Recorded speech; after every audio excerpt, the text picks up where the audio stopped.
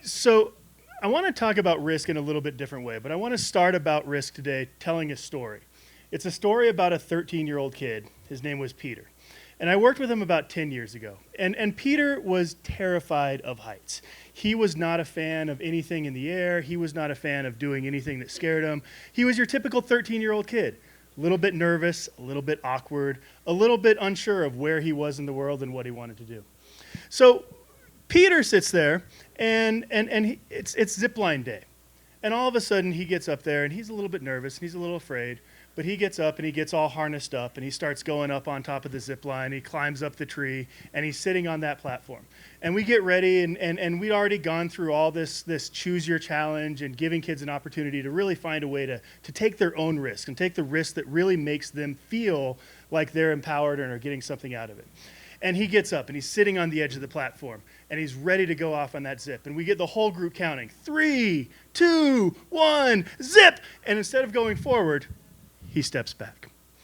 And we tried it again. 3, 2, 1, zip! And again, he pulls himself back from the edge. And as he did this, it was not that he didn't want to do it. He wanted to go off. He just wasn't quite ready to actually figure out how to take that risk, how to take that leap and go forward off of that zip line. And you guys all know that moment, whether you've been on a zip line or not. How many of you have sat there and you've, like maybe you remember back and you're calling up that girl or that guy that you have a crush on, and you're dialing those phone numbers and you get right to that last digit, right? And you're about to hit that last digit and make that call go through, and all of a sudden you have that moment, you just hang up the phone, right?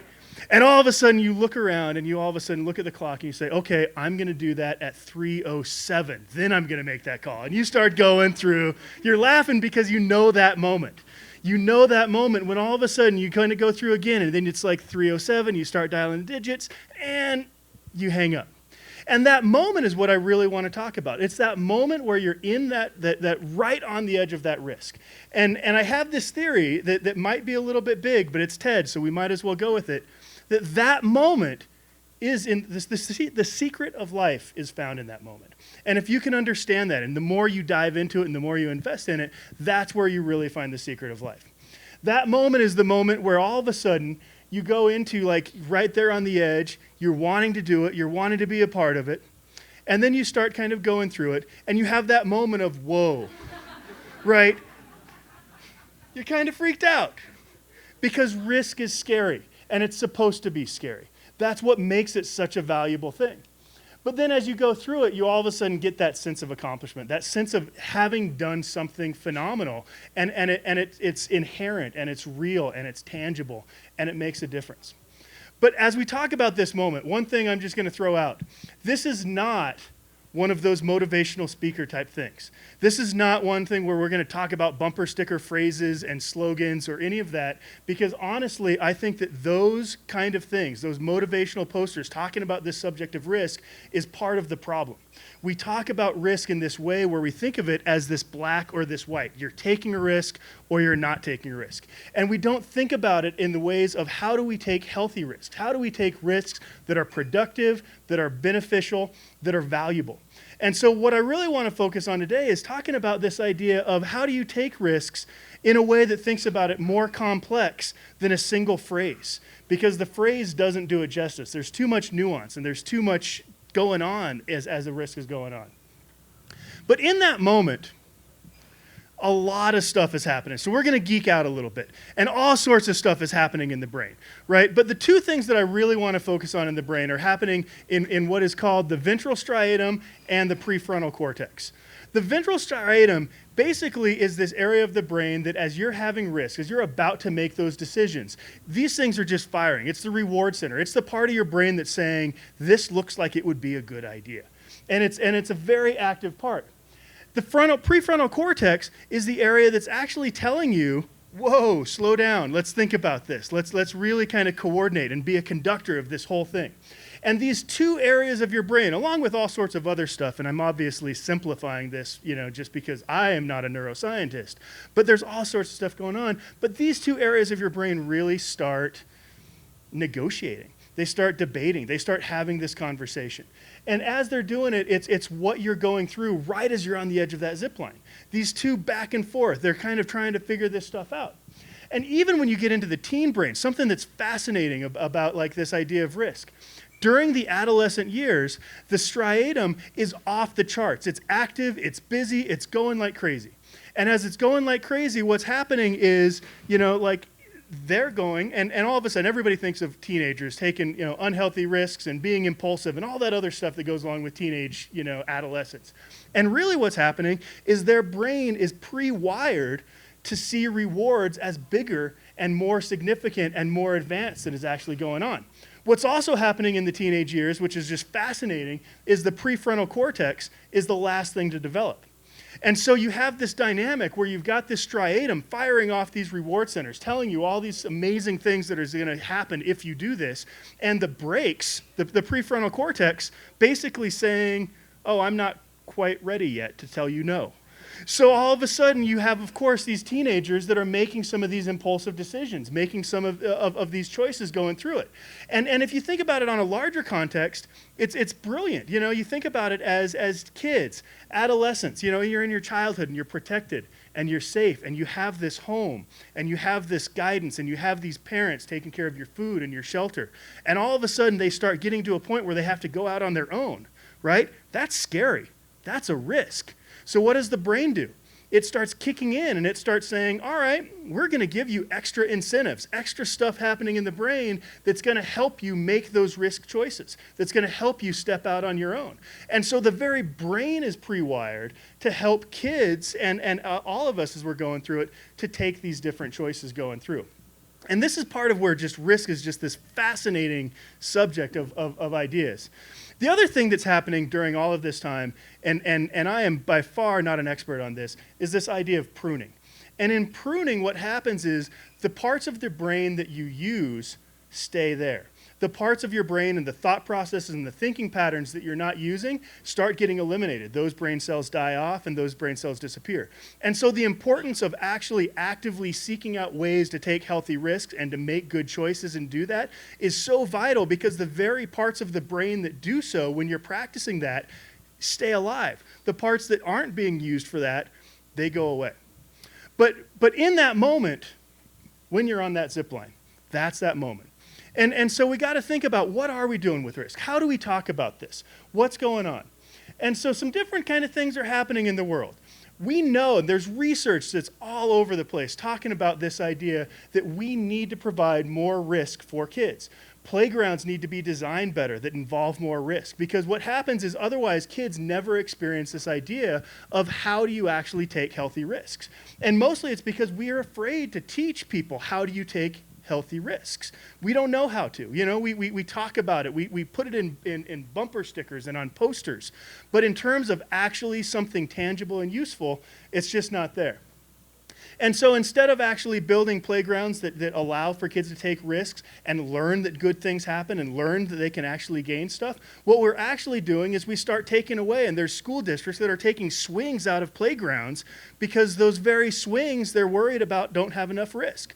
Or have too much risk. They're making regulations that say you need 12 inches of specialized rubberized, ground material underneath every sort of activity where you're more than 18 inches. And the idea of it is great. We want to keep kids safe and we want to keep people safe, but the necessity of taking risks and experiencing risk is such an important concept. But we're just not lining up with what we know needs to happen and what we're actually doing. Similarly, we know that self-esteem, it comes from real stuff. Real risk, real experience, real challenge, overcoming obstacles. And instead, what we end up doing is in college even, 94% at one point of Harvard University were graduating with honors because the idea was it's easier just to lower the bar than to deal with that challenge of actually keeping it high where people are having to take those risks. And so we've got this giant disconnect between what we know we need when it comes to risk and what we're actually doing. And I think the big reasons is because we don't know how to talk about it. So what I want to do today is I want to talk a little bit about different ways and reframe the way we talk about risk, the way we think about risk and risk taking. And so what we're going to do is we're going to go into this idea of the comfort zone. And the comfort zone is one of those things that everybody knows the idea of the comfort zone. You have the comfort zone, right? That's a pretty stock thing. You're in the comfort zone, you're out of the comfort zone. The problem with that idea is it's like those posters. It's too simple. And so what I want to do is add a couple of different zones. We have our comfort zone up here, but we also have an area outside that's called the learning zone. And far out away from there is the panic zone. And the learning zone, right? The learning zone is really the area that risk happens in.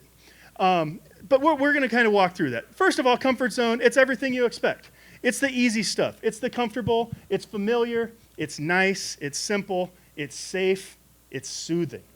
The only problem with the comfort zone is when you stay there, you never learn. And that's the big thing with this, is when you stay in the comfort zone, you're stuck in this place where it feels great. And it's a great place to have. We all have those Sundays where we curl up on our couch and we just stay there all day long, and it's comfortable and it's safe and it feels good. And a comfort zone is a great thing. But all the really cool stuff in life happens outside of it. All the really great stuff, all the times where all of a sudden you're actually hitting that last digit of that phone number and talking to that person that may become your significant other for the rest of your life. That happens when you take that risk. All of a sudden when you quit your job, right? And you all of a sudden take that risk and start something new and it's scary. That happens out there. All of these things, going to a new school, moving to a new town, stepping up and giving a speech, all of these things happen when you step out of that comfort zone. And what happens is that panic zone, if you get so far out of that comfort zone, nothing good happens out there. When you're in that panic zone, you're freaked out, it's almost traumatic, it's not a healthy area. And so when you're taking risk, we got to think about risks as finding a way to step out of the comfort zone, but make sure you stay in that learning zone, that growth zone. And then what happens is, all of a sudden that comfort zone grows. Right? And as that comfort zone grows, what also happens is that learning zone grows.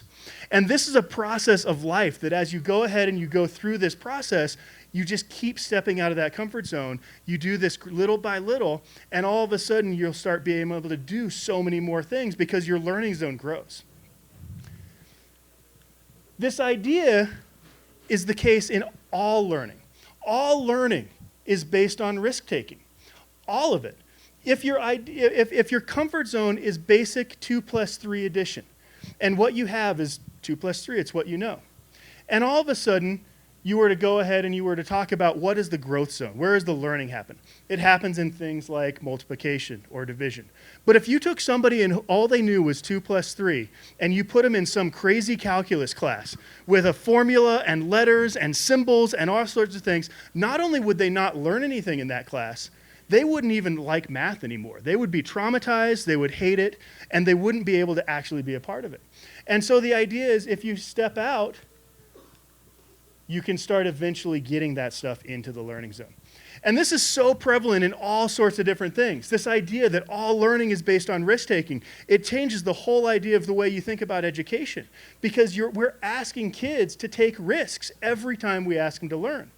And this is proven by a woman named Carol Dweck from Columbia. She actually did a lot of research about this. And what she did is she took kids and she basically said, all right, some of you, we're going to tell you about how smart you are. Really, give you that praise of smart.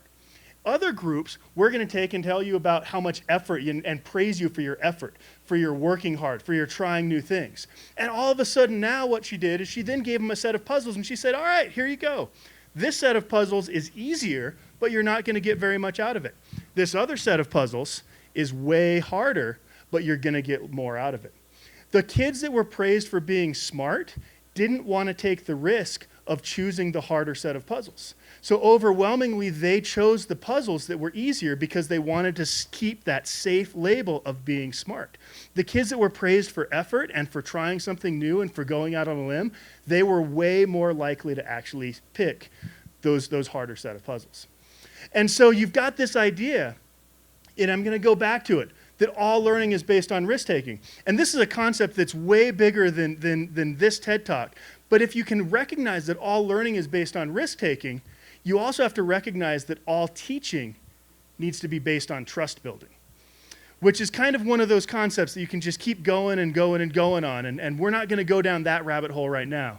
But instead what I want to do is I want to talk about how do we then we know we need to step out of the comfort zone, we know we need to stay in that learning zone, but how do we actually land there? And this is why I think risk is such a hard topic. It's the 4-letter word that we talk about when we're trying to figure out how do we talk about risk and teach good risk taking for all of us.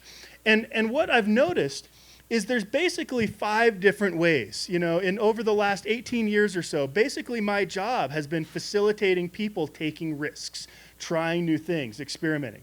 And there's 5 different ways that I've noticed people kind of approach this.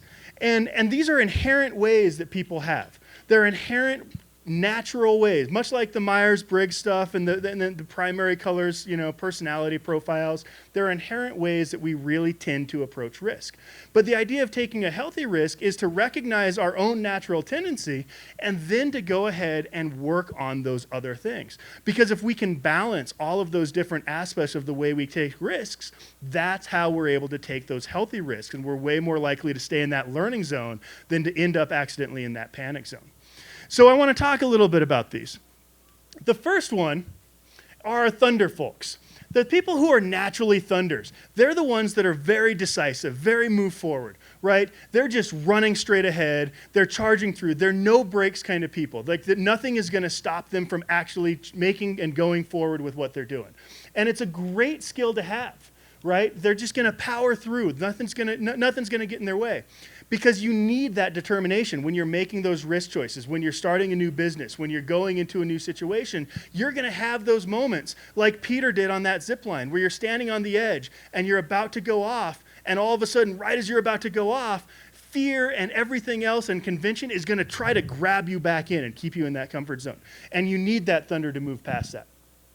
The only problem with thunder in and of itself is if this is the only area you have, you're not balanced and you're not bringing in these other different elements.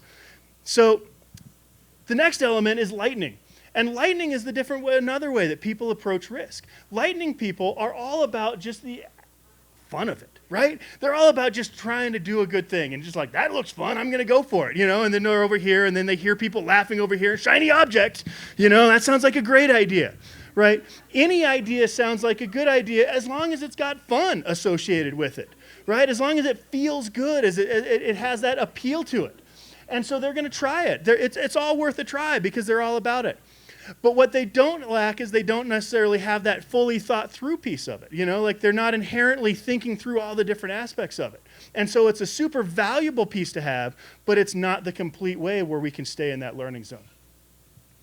The next idea is sun. And sun, just like the sun, it's this 30,000-foot view. It's this looking at it. It's that reflecting on it. It's that creative outlook component of it. It's that seeing it from a whole different perspective, trying something new, pondering it, trying to understand it, understanding the really big picture. Why are we doing this? What is our big picture? What's the vision? How are we wanting to get somewhere with this? And that's really, it's a vital piece, but without some of these other things, it'll just stay off in la-la land. You've got to have this big picture, but you also need to keep it practical, which is why you need to balance this particular element with these other elements. So you also have your clouds. Now the clouds are great, great people who just tend to want to bring everybody together. They're the consensus builders. They're the ones that want to bring the whole group together. They want to build everybody on board. They want to keep everybody connected. They want to make sure everybody is invested. And as I'm going through these, I'm sure different people are like recognizing some of these. And we all have a little bit of all of these, but there's certain elements that you're like, oh my God, that's totally me. Right? There's certain elements that you're like looking at your spouse or your significant other and you're just pointing right at them like that is 100% you dead on. Because we all have these different elements inside of us, but usually there's one that's dominant. And so the key to healthy risk is finding these balance. But the clouds are all about this bringing a community behind it, bringing this whole piece together. Because without the cloud, without the community, without the support system behind it, all of those other characteristics of making those risky choices just aren't going to actually give you the result that you want. Now, the final aspect is rain.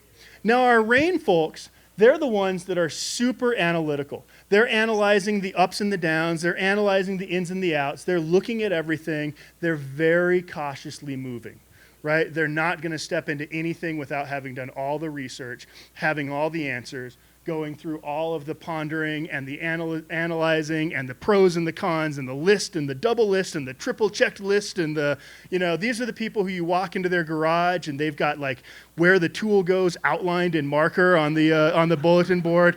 Everything has its place. Everything has its way that it needs to go through it. And they really look at everything that way. And it's a great, great component to have, but without those other elements, they actually don't ever do anything with it. And so the idea is if we take this balance of things and we start looking at the ways that we take risks, we want to bring all of these components together. And if you know that you're primarily a rain, you want to start focusing on some of those areas that are typically weaker when you're making those big risky decisions, because that's how you take those smart risks, those learning zone risks, and staying out of that panic zone. Right? Do you see why this doesn't fit on one of those motivational posters? There's way too much kind of going on with it. But healthy risk is that balance. So to go back to Peter on that zip line, as Peter sat there and he was looking at going through this, all of a sudden we said, okay, look at everybody around you. You've got a whole group of 13-year-old boys that are cheering you on, that are supportive, that are absolutely with you, that 100% want you to achieve this ability. Cloud. We said, look at this cable. This cable right there that this zip line goes off, 14,400 pounds is what it actually holds. It's double backed up and triple backed up, and here's the extra lanyard, and this is where it's all set up. This is all built to give you that idea of perceived risk as well, but you're actually safe. We gave those details, that focus, that research component. Rain. We then said, okay, you know what it feels like. You're going to be right there. You're going to be on that edge, and you're going to want to, with all of your heart, step off that edge and go on that zip line. And fear is going to try to grab you back. But you've got to just power through that. You're going to have those lulls. You're going to have those obstacles that get in the way of you getting where you want to go. Thunder. And then it's fun, right? Like zipping off the edge of that platform. It's just fun. Sometimes you got to just really embrace that activity, that fun, the investment, just having a good time with it. The lightning. And then we tied in with the sun, and we talked about that big picture. And we talked about why, if you can master that moment right then, you really can get some good things out of it. And there's a reason that we do the zip line, and there's a reason that you go through that. And you can learn, if you can practice it, you can then apply it to everything else. And Peter all of a sudden had all of these. He stood on that edge, and he actually went off the zip line. 2 hours later, he asked the girl out that he'd had a crush on for the last 3 years. And she said yes, right? The idea of taking healthy risks is one of those that is something that is not taught in the right ways because we think of it too simply. And instead, we need to think about it how we can say, here's this big picture. Step out of your comfort zone. Stay out of your panic zone. Take a healthy risk. Thank you.